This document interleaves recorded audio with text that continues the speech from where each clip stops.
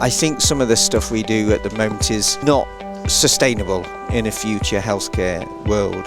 And if we're thinking about environmental stuff, sustainability, efficiency, economics, we do really need to seriously think about what we are. I think we've got so much to offer the world in terms of healthcare, but we need to have a little bit of worry about what the future looks like and not put our heads in the sand about that.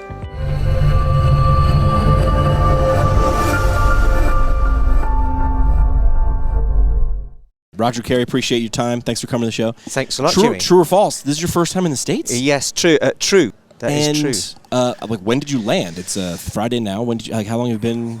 The days are just all. Yeah, no. When you're at a conference, I got here at the start of the week, Monday or probably. So you've been here for 4 or 5 days. Yeah. I mean, and you're at a conference center, which isn't a really good representation of a country because it's like all one building. But how's your experience so far? Well, it's really good. It's just, I mean, I've not seen anything like this. We don't have things like this in England. You guys don't have casinos and stuff like that? Yeah, there's casinos in the airport. I got off the plane in the airport. Yeah. What's all that about? You can lose $500 before you get to the hotel.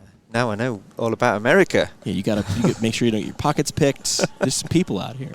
Coming from across the pond, you're a professor at University of Nottingham. Yes. Which I need to admit, I thought was just from Robin Hood. I did not know it was a real place. I was like, that's a thing. It's a real place, though. But I felt stupid. Of course they would make a real place in Robin Hood, but I just honestly thought it was from Robin Hood. Yeah, that's what we're famous for. Yeah.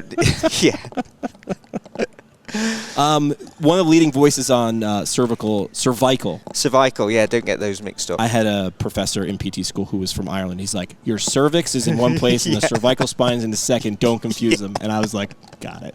But when we say cervical here, we get looked at funny. But if I say cervical to you, you look at me funny. Yeah. All right. Shall we just say neck? I'll just say the neck. You're in charge. You're in charge of all things neck. Your keynote: risks and benefits of manual therapy for people with neck and head pain. Yeah. Reviewing the evidence on vascular risks and benefits of manual therapy, bringing in the latest IFOMPT clinical framework, and clarifying persistent myths about safety and decision making in cervical and head pain management. Let's start. You've been part of IFOMPT. Yes. I just want to set the stage. So AAOMPT.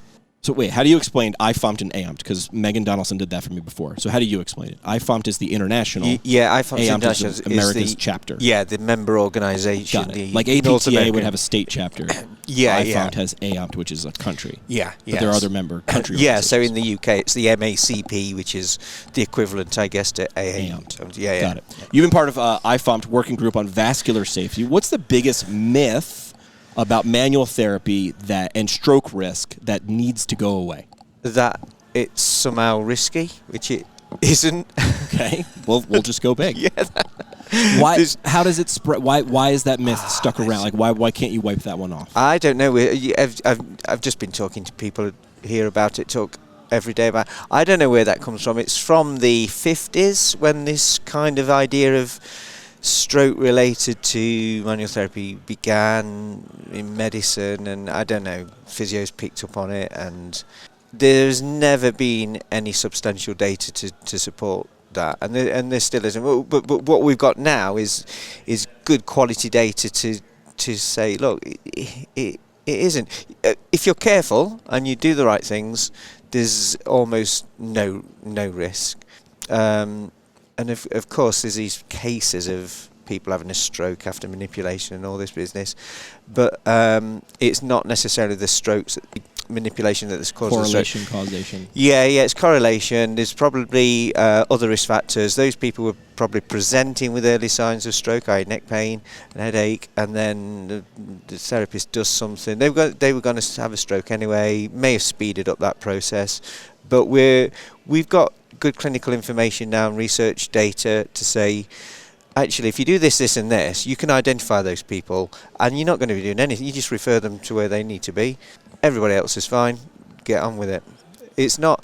I'm not being pro manual therapy or pro manipulation or whatever. That's not the case at all. It's just making sense and using the evidence to say, if this was a drug, you'd just say drug A, quite safe. Drug B is a bit less safe or whatever, and that's all we're doing. It's just. So is that how you would explain your framework to maybe students or clinicians early in their career, explain that balance who might be scared because this myth has been around for a while?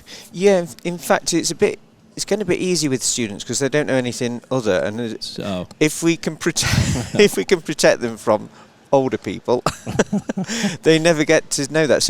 And they take it on quite easily. We say, look, this is how somebody with head and neck pain, lots of things you can do: exercise, advice, reassurance. Maybe this helps facilitate some movement. Just check this, and this, and everything's fine. They go, yeah, okay, do that. And then the problem is they go out and in practice and they meet older people. Yeah, and some old person says, "Oh, that's risky. Don't they teach you not to do that and everything?" So, and it's change. Jimmy, change is hard to make. So is the real risk technique or reasoning? No, it's nothing to do with the technique. I mean, there's some techniques you wouldn't kind of want to do anyway. Really forceful end of range techniques, just not sensible to do that anyway. It's the reasoning. It's the not picking up the diagnosis in the first place. So if you know what to look for and think, hold on, this guy, the headache's a bit unusual, he's got these other risk factors, it's worsening a bit, it hasn't responded to other stuff, his blood pressure's sky high, neurology going on here, I'm not going to touch him anyway. Right. Just get to ED or go and see a doctor or something. And that's all but I don't know why stroke and manipulation has been highlighted. We think about cancer or cord requiner or anything else, and it's straight, yeah, okay, I'll ask these cancer questions, fine. I'll ask these cord requiner questions, fine. When it comes to this, they go, oh my God, this is weird. And it's not, it's just ask these questions, and that's all it is. So it's the reasoning. The intervention itself isn't an issue, it's the reasoning. Okay.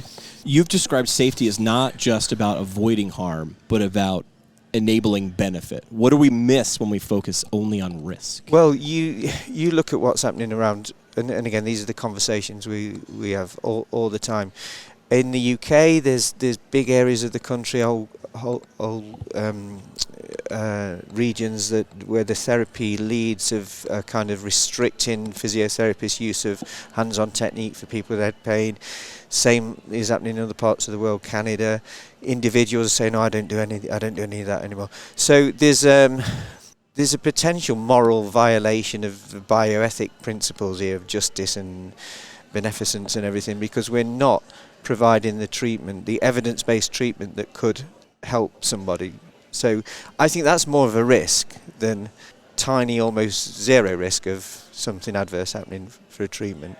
And we know that musculoskeletal pain is, lead global burden, and we know that neck pain and headache are one of the big players in that. So this is big scale stuff. We're almost facilitating chronic pain by not addressing people with the tools that we've got, that the evidence says is useful to help them with. So yeah. I think that's more of a problem. We can deal with just check they're safe, but we've got to change that narrative about, look at the way you rehabilitate an ankle. You don't just rub it and send them home. You jumping up and down, get them running around, zigzagging, this, that, and the other, until they're back to performance. With neck pain, we go, oh, here's an exercise sheet, and that's it. I don't want to see you again. Right. And we're falling well short of good practice. Okay. You travel the world, even coming to Reno, teaching about this. Welcome to Reno, by the way. Welcome to the U.S. What's the most surprising cultural difference in how manual therapy safety is taught or perceived in places that you've been?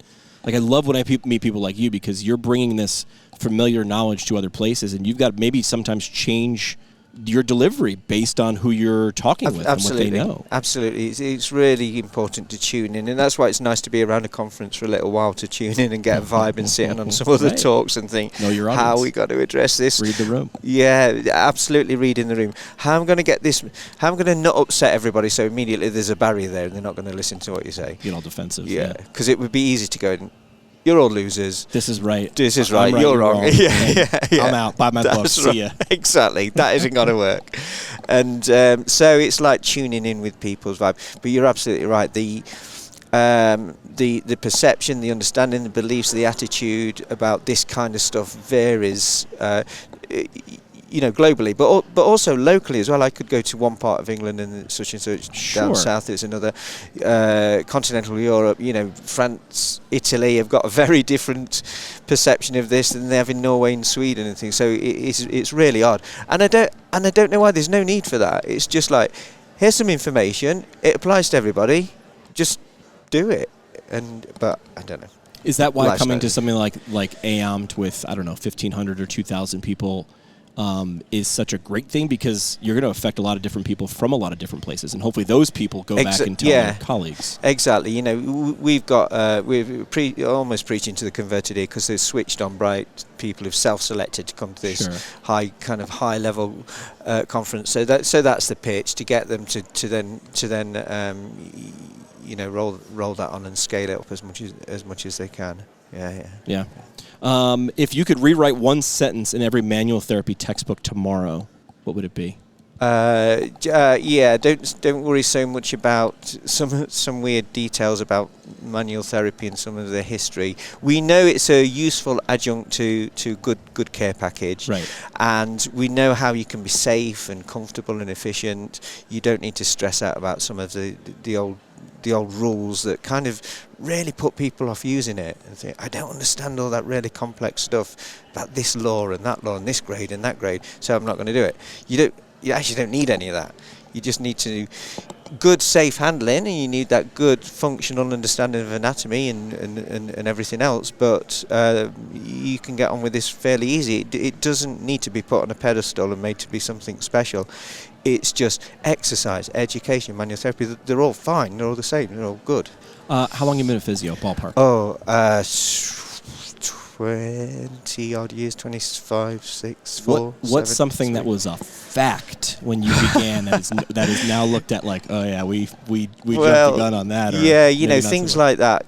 You remember concave convex law, stuff like that. I was learning that 10 years ago. See, we were taught that sort of stuff. That was this rule and that was rule. Like law. That was like gravity 10 years ago. Yeah. Not so much. Well, 20 years ago it was as well. So it's a bit worrying that 10 years ago it's still like that.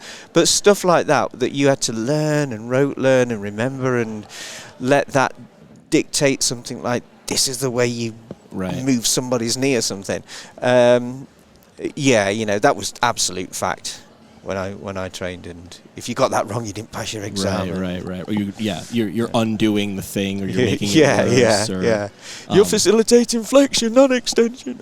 I remember standing there like with someone thankfully face down, and then like doing like this and looking and saying, wait, which the convex, and then doing a little mnemonic in my head and going like, I'm pretending I know what I'm doing, and then 5 minutes in, them saying, it's my other shoulder, right? It's like, absolutely. What we do is we do it on this shoulder to really get a good feel. Then we go to the other side to make sure, and then I can feel the difference. Great save there. Great save. We have something called the parting shot. Your last chance for a mic drop moment or a soapbox statement. What's one thing you'd want to leave the audience of people listening to this, not just here at the conference, but what do you want to leave with them? I think we need to think about where we're going in the future, and just we need to remain evidence-based, person-centered, but we need to think big. We need to upscale what we do. What's that mean? What's think big? Communities, population level stuff. Okay. I think some of the stuff we do at the moment is not sustainable in a future healthcare world. And if we're thinking about environmental stuff, sustainability, efficiency, economics, we do really need to seriously think about what we are. I think we've got so much to offer the world in terms of healthcare, but we need to have a little bit of worry about what the future looks like and not put our heads in the sand about that. All right. I love it. I don't know what it looks like. Words from Roger Kerry. Well, good. You don't have. That's the way you hedge the bets. Be like, we need to do this. How do we do it? That's on someone else. Yeah. And then you look like a genius when it happens because you called it. Well, hey, appreciate you coming by for a hot minute here with us at the conference. Enjoy Reno. We'd love to have you back in the States at different places, because there are other places outside of just Nevada. Nevada is fantastic, but there are other places outside of a casino. This isn't just what the... Well, there's a Wendy's outside as well. We do have a lot of Wendy's, but we do have other things too, Roger Kerry, appreciate your time, man. Thanks, Jimmy. Thanks, man. It's been a pleasure.